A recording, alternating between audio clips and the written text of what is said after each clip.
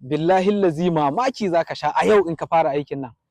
Ai min sharing dan manzon Allah a kuma rubuta sallallahu alaihi wa sallam a comment. Ina masa laƙabi da komai da ruwanka, sirrin kul huwallahu ne ziryan, musamman in kana so kaman da daddare ka tashi da daddare, nafila ce ake yin ta raka'a biyu tak, Fatiha duk abin da ya samu, Fatiha duk abin da ya samu.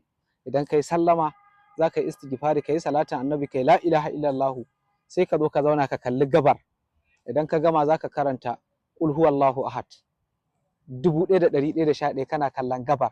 Lokaci ɗaya sai ka juyo, sai ka karanta Allahu samad, sai ka kalli yamma Allahu samad 1111, sai ka kalli kudu ka yi lam yalid wa lam yulad, ita kuma 1111, sai ka zo ka kalli arewa a ƙarshe wa lam yakul lahu kufuwan ahad, ita ma sai ka yi kafa 1111. Idan ka gama ka faɗi buƙatar ka kwanta. Na rantse da Allah kai daga yau da zaka ajiye komai ka ɗauki nafilar nan kullum kana yin ta da daddare, ni na faɗa ma zaka sha mamaki, kuma billahi lazi duk abin da zaka roƙa zaka na ganin biyan buƙata. Ka mai da ita laziman aikin ka kawai, ka ga yadda rayuwarka za ta sauya cikin ƙanƙanin lokaci. Na ba da shi saboda Rasulullahi.